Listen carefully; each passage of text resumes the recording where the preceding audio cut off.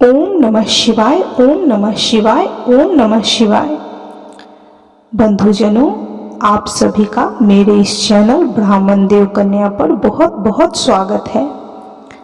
भक्तजनों, आज हम शिव महापुराण का प्रथम और द्वितीय अध्याय सुनेंगे। शिव महापुराण महर्षि वेद व्यास द्वारा रचित है। यदि आपको यह वीडियो अच्छी लगे तो कृपया लाइक, शेयर और सब्सक्राइब जरूर करें। तो बंधुजनों, चलिए बोलिए ओम नमः शिवाय, ओम नमः शिवाय, ओम नमः शिवाय। सूत जी द्वारा शिव महापुराण की महिमा का वर्णन सुने। श्री शौनक जी ने पूछा, महाज्ञानी सूत जी, आप संपूर्ण सिद्धांतों के ज्ञाता हैं, कृपया मुझसे पुराणों के सार का वर्णन करें। ज्ञान और वैराग्य सहित भक्ति से प्राप्त विवेक की बुद्धि कैसी होती है तथा साधु पुरुष कैसे अपना काम, क्रोध आदि विकारों का निवारण करते हैं। इस कलयुग में सभी जीव आसुरी स्वभाव के हो गए हैं, अतः कृपा करके मुझे ऐसा साधन बताइए जो कल्याणकारी एवं मंगलकारी हो तथा पवित्रता के लिए हो। प्रभु, वह ऐसा साधन हो जिससे कि मनुष्यों की शुद्धि हो जाए और उस निर्मल हृदय वाले पुरुष को सदैव के लिए शिव जी की प्राप्ति हो जाए। श्री सूत जी ने उत्तर दिया कि शौनक जी, आप धन्य हैं, क्योंकि आपके मन में पुराण कथा को सुनने के लिए अपार प्रेम व लालसा है। इसलिए मैं तुम्हें परम उत्तम शिव शास्त्र की कथा सुनाता हूँ। वत्स, संपूर्ण सिद्धांत में संपन्न भक्ति को बढ़ाने वाला तथा शिव जी को संतुष्ट करने वाला अमृत के समान दिव्य शास्त्र है शिव महापुराण। इसका पूर्व काल में शिव जी ने ही प्रवचन किया था। गुरुदेव व्यास ने सनत कुमार मुनि का उपदेश पाकर आदर पूर्वक इस पुराण की रचना की है। यह पुराण कलयुग में मनुष्यों के हित का परम साधन है। शिव पुराण परम उत्तम शास्त्र है। इस पृथ्वी लोक में सभी मनुष्यों को भगवान शिव के विशाल स्वरूप को समझना चाहिए। इसे पढ़ना एवं सुनना सर्व साधन है। यह मनोवांछित फलों को देने वाला है। इससे मनुष्य निष्पाप हो जाता है तथा इस लोक में सभी सुखों का उपभोग करके अंत में शिव लोक को प्राप्त करता है।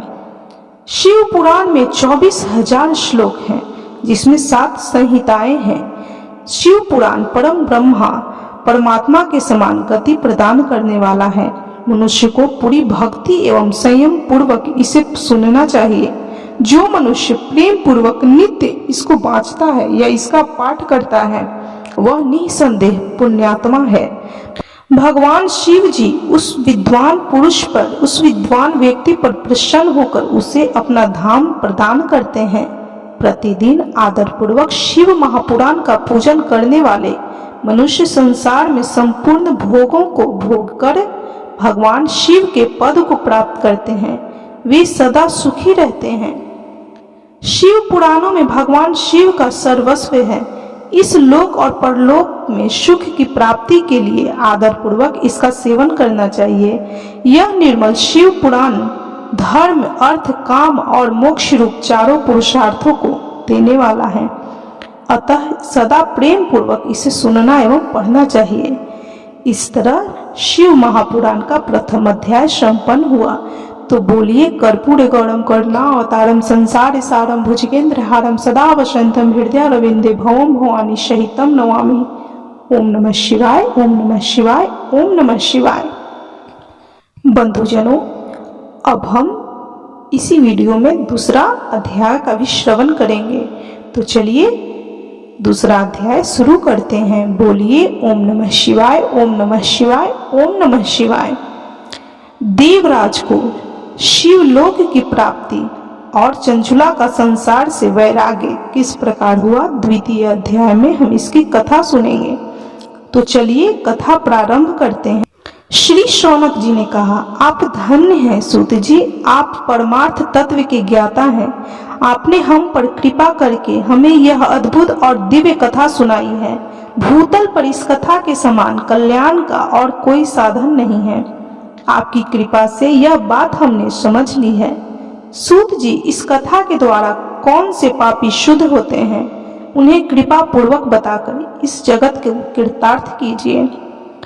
सूत जी बोले कि हे मुने, जो मनुष्य पाप, दुराचार तथा काम, क्रोध, मद, लोभ में निरंतर डूबे रहते हैं, वे भी शिव पुराण पढ़ने अथवा सुनने से शुद्ध हो जाते हैं तथा उनके पापों का पुण्यता नाश हो जाता है। इस विषय में मैं तुम्हें एक कथा सुनाता हूँ। यह कथा देवराज ब्राह्मण की है। बहुत पहले समय की बात है कि रातों के नगर में देवराज नामक एक ब्राह्मण रहता था। वह ज्ञान में दुर्बल, गरीब, रस बेचने वाला तथा वैदिक धर्म से विमुख था। वह स्नान संध्या नहीं करता था तथा उसमें वैश्यवृत्ति बढ़ती ही जा रही थी। वह भक्तों को ठगता था। उसने अनेक मनुष्यों को मारकर उन सबका धन हड़प लिया था। उस पापी ने थोड़ा सा भी धन धर्म के काम में नहीं लगाया था। वह विषयागामी तथा आचार भ्रष्ट था। एक दिन वह घूमता हुआ दैव योग से प्रतिष्ठानपुर झूसी प्रयाग जा पहुंचा। वहां उसने एक शिवालय देखा जहां बहुत से साधु महात्मा एकत्र हुए थे।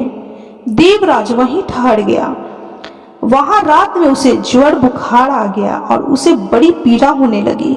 वहीं पर एक ब्राह्मण देवता शिव पुराण की कथा सुना रहे थे। ज्वर में पड़ा देवराज भी ब्राह्मण के मुख से शिव कथा को निरंतर सुनता रहता था। एक मास बाद देवराज ज्वर से पीड़ित अवस्था में चल बसा। यमराज के दूत उसे बांधकर यमपुरी ले गए। तभी वहां शिवलोक से भगवान शिव के पार्षद आ गए।